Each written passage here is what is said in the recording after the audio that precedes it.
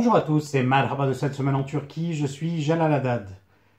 Le monstre de l'inflation était le surnom donné par les journalistes à l'inflation galopante des années 90, qui avait mené à une quasi-banqueroute de l'État et des plans de restructuration dictés par le FMI. En 2021, la situation n'apparaît pas aussi critique, mais l'inflation s'impose comme une réalité que même les pouvoirs publics reconnaissent. L'Institut statistique de Turquie a publié les chiffres officiels de l'inflation annuelle au mois de septembre.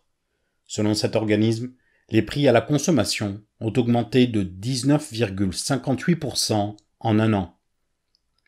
Parmi les biens qui ont joué dans cette inflation, le charbon, qui a augmenté de 33% en un mois.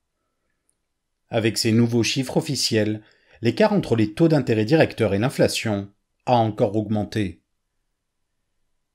Mais face aux doutes émis sur ces chiffres officiels, un collectif nommé Groupe de recherche sur l'inflation, ou ENAG, composé d'universitaires et d'économistes, publie depuis plusieurs mois d'autres chiffres qu'ils estiment plus proches de la réalité. Pour ces scientifiques, l'inflation annuelle au mois de septembre n'est pas de 19,58%, mais de 44,7%, soit une différence de plus du double.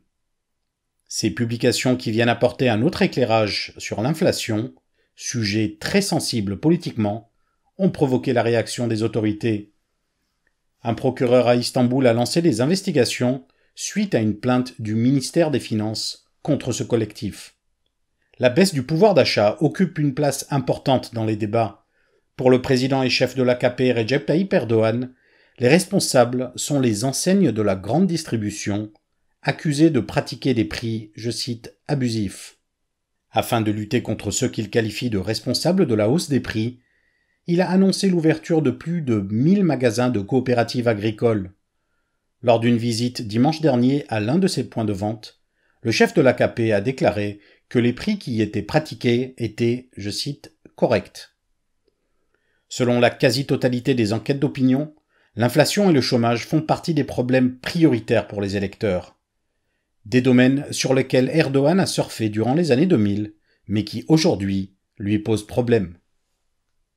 Si les instituts de sondage n'ont pas les mêmes chiffres, la majorité d'entre eux mettent en relief une même dynamique, celle d'une baisse de l'AKP au profit de l'opposition, mais aussi et surtout au profit des indécis.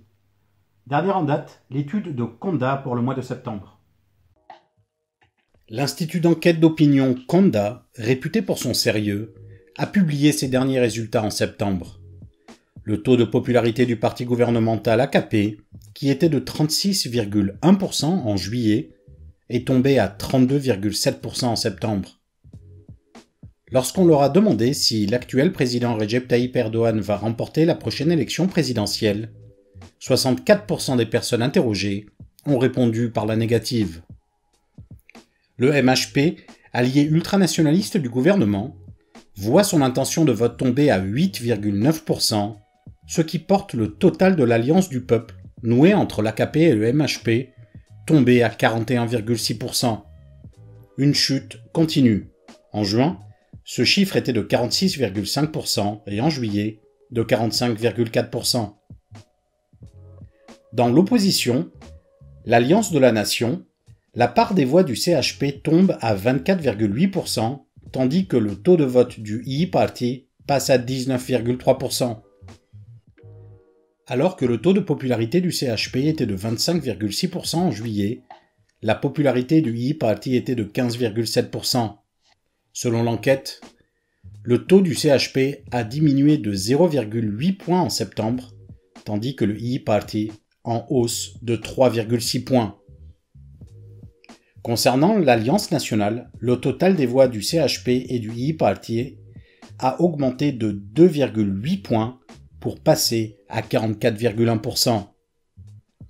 Le HDP, qui fait l'objet d'une procédure de dissolution, loin de perdre du soutien, augmente son score de 0,5 points, passant de 11,2 à 11,7%. Il conforte ainsi son statut critique et renforce le camp de l'opposition, sans pour autant faire partie de l'Alliance de la Nation.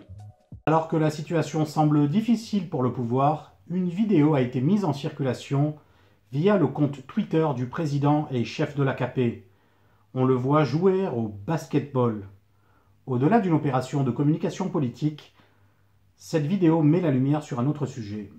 Le président et chef de l'AKP a partagé une vidéo de lui en train de jouer au basketball. Si cette publication pourrait sembler anodine au premier abord, elle intervient après la publication d'un article dans le journal Foreign Policy, mettant en doute son état de santé. Signé par Stephen Cook et Enrico Mattei, avec comme titre « Erdogan pourrait être trop malade pour diriger la Turquie », le texte compile les signes présumés reflétant la mauvaise santé du président et s'interroge sur ses successeurs potentiels. Ces rumeurs avaient déjà circulé par le passé, essentiellement colportées par la confrérie guleniste. Mais aucune preuve tangible n'avait pu être fournie, et le palais n'avait jamais répondu. Cette fois-ci, une vidéo a été publiée, où l'on voit Erdogan marquer un panier face à des adversaires pas très combatifs. Une manière de répondre que le président et chef de l'AKP se portent bien, mais qui montre aussi que le pouvoir commence à prendre au sérieux ces rumeurs. Les Pandora Papers ont eu moins d'impact en Turquie que ce que certains observateurs attendaient. Les Pandora Papers n'ont pas épargné la Turquie. L'une des personnes nommées dans ce scandale est Nebahat Evliya Ishbilan, l'une des fondatrices de la Mehtap Education Foundation, et l'épouse de l'ancien membre du Parlement AKP İlhan Ishbilan, actuellement incarcéré pour des liens présumés avec la confrérie guleniste. Nebahat Evliya Ishbilan a transféré ses actifs de Turquie vers les îles Vierges britanniques avant que ses comptes ne soient saisis en 2017. Dans la demande faite en avril 2017 pour ce transfert, il a été révélé que ses actifs, qui s'élevaient à 110 millions de dollars, se composaient de 35 millions de dollars en espèces et de 75 millions de dollars d'obligations. Eviap Holding, anciennement détenue par Nebahat Evliya Ishbilan, est connue pour être une entreprise familiale qui exploite des usines en Égypte, en Malaisie et en Turquie, qui possède un port privé et qui a réalisé un chiffre d'affaires net de 830 millions de dollars en 2019. İlhan Ishbilan est devenu membre du conseil d'administration d'Eviap Holding en gérant les actions de sa femme après leur mariage. La célèbre Çalık Holding est également épinglée par les Pandora Papers.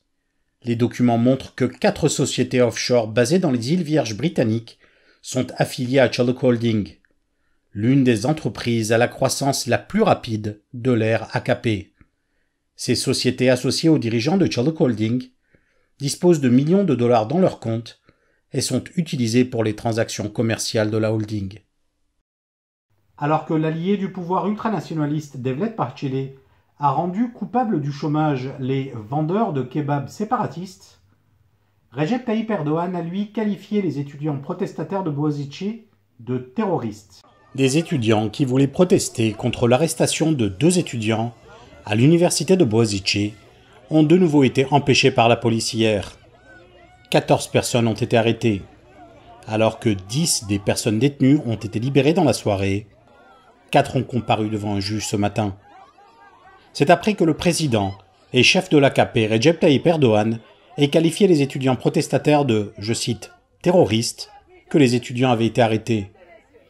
Ils s'étaient rassemblés devant le campus universitaire à midi pour faire une déclaration afin de protester contre les arrestations. Au moins 6 étudiants ont été arrêtés avant la manifestation où un grand nombre de policiers attendaient.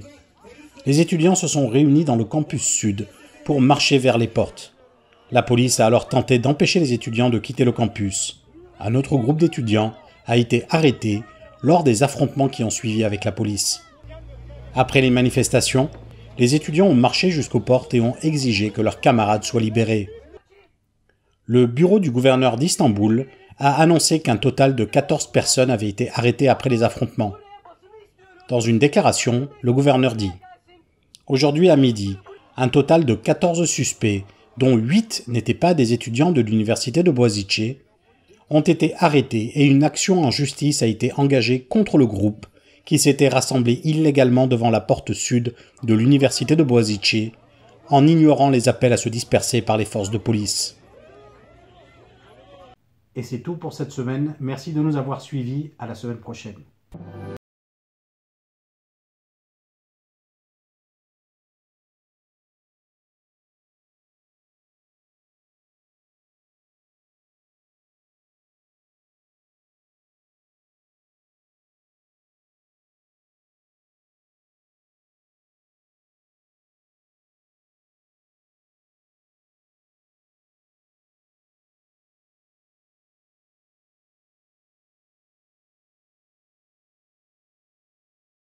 Türkiye'nin sivil, bağımsız, özgür ve çoğulcu bir medya ortamına ihtiyacı var. Medyascope, 20 Ağustos 2015'te bu ihtiyacı karşılamak üzere yola çıktı. Ama yolumuz uzun. Bu yolculukta bize Patreon veya YouTube'un katıl butonu üzerinden katkıda bulunabilirsiniz. Destek verin, sizinle güçlenelim.